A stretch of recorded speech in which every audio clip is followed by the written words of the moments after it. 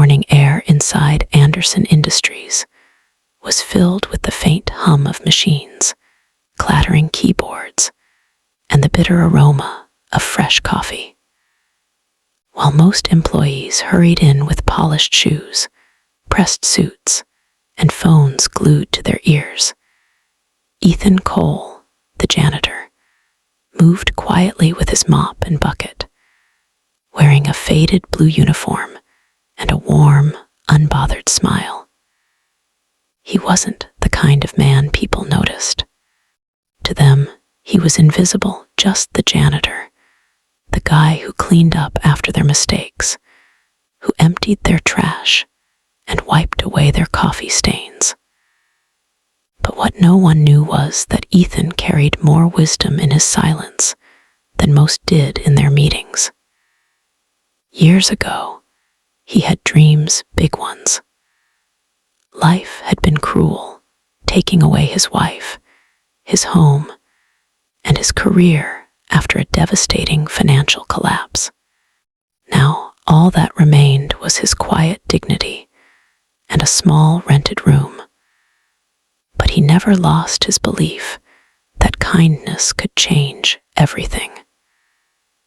That belief would soon be tested in ways he never imagined. It was a Thursday morning when it happened.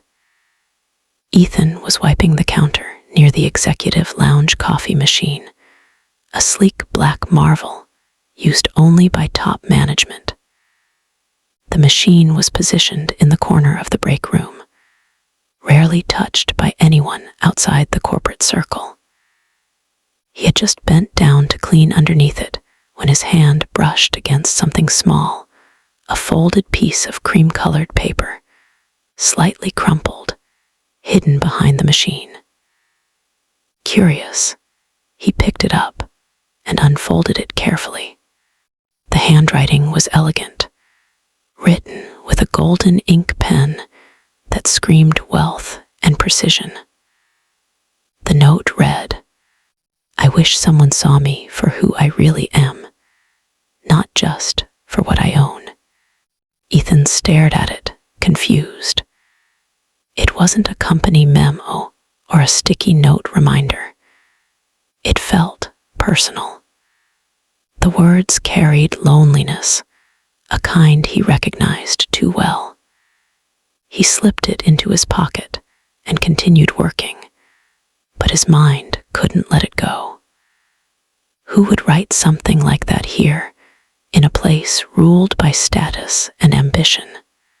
As the day went on, the office buzzed with activity. The CEO, Amelia Anderson, a powerful and young billionaire woman known for her sharp decisions and colder demeanor, had just returned from a global conference. Everyone whispered when she passed, the kind of whispers born from awe and fear. Ethan had seen her only a few times, always surrounded by executives and assistants, her expression unreadable. Yet when he looked at the note again during lunch, something in the handwriting, its softness, its hesitation, didn't match the image of the ruthless CEO everyone described. He wondered if perhaps, behind all the wealth and power, she too felt invisible in her own way. That night, Ethan returned to his small apartment, where an old clock ticked on the wall, and the only sound was the whir of the ceiling fan. He placed the note on his table and stared at it. He thought about all the times people had ignored him, all the moments when he'd felt unseen. What if the person who wrote this was struggling with the same emptiness, despite having everything? He took out a small piece of paper and wrote back, "Sometimes it's not about what you own, but about what you share. Someone will see you when you start seeing yourself." He folded it neatly and decided he'd put it back behind the coffee machine the next morning. The next day, sunlight streamed through the tall glass windows, Ethan slipped the new note behind the coffee machine before anyone arrived. Hours passed. He worked quietly, but his heart thudded each time someone walked by the break room. Around noon, he saw Amelia enter the lounge alone, her heels clicking sharply on the marble floor. She made herself a cup of coffee, black, no sugar, no cream. And as she leaned against the counter, her eyes seemed distant. Then, almost without hesitation, she reached behind the coffee machine and pulled out his note. Ethan froze, pretending to mop nearby. She read it slowly, her lips parting just slightly as if surprised.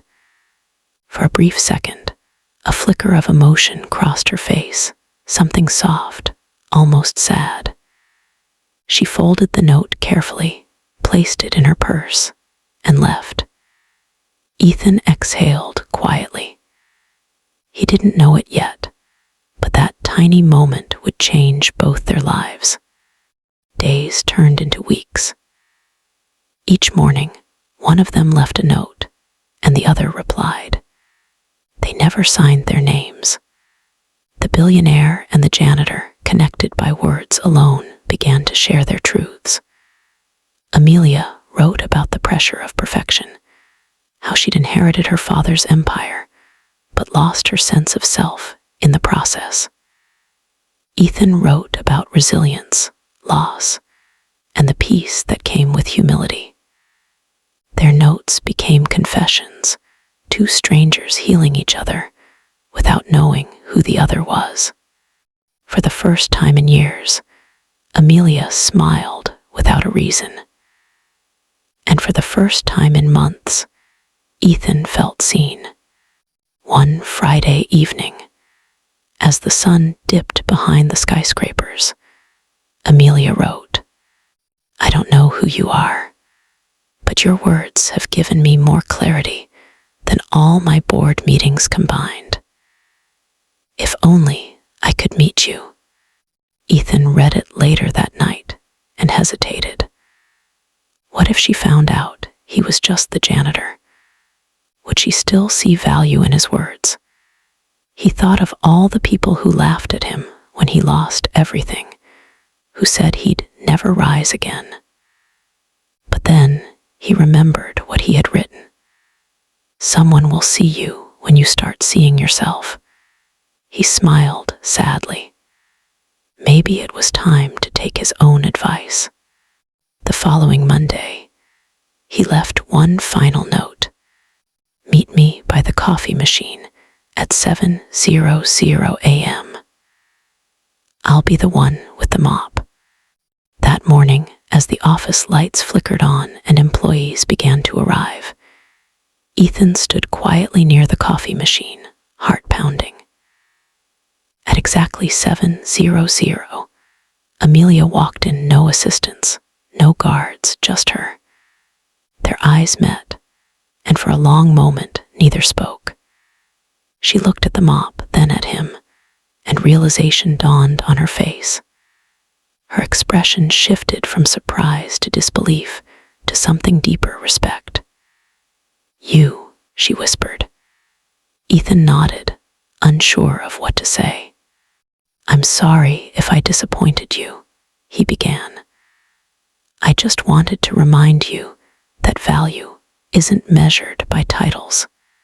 But Amelia shook her head. Disappointed. You've given me something no one in this building ever has: honesty. The air between them softened.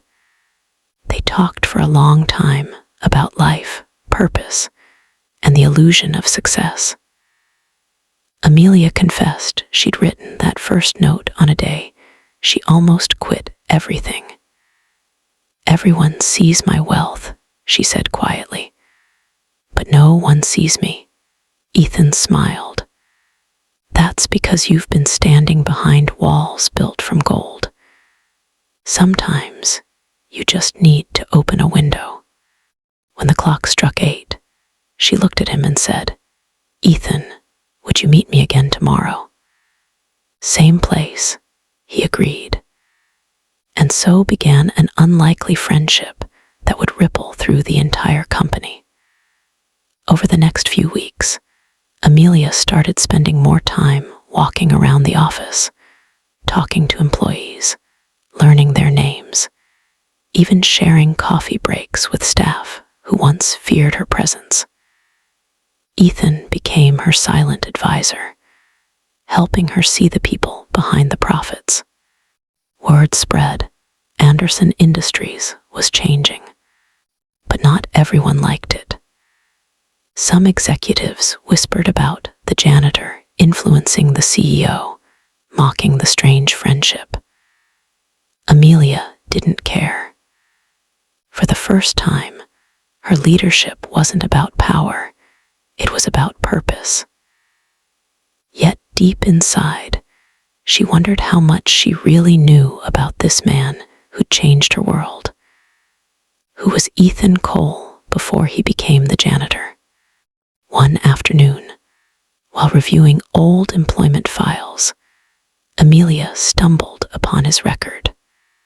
Her eyes widened. Ethan had once been the founder of a small but innovative tech firm, one that her company had unknowingly crushed in a corporate takeover years ago. The irony hit her like a wave. The man who'd helped her rediscover humanity was the same man whose dreams her empire had destroyed. She sat in silence for a long time, tears forming in her eyes. That evening, as the building emptied and the city lights shimmered below, Amelia went to the coffee machine one last time. She placed a note behind it. It read, "I know who you are now, and I'm sorry." Ethan found it early the next morning. He stood there quietly, the note trembling in his hands. He looked around the empty lounge, his eyes glistening.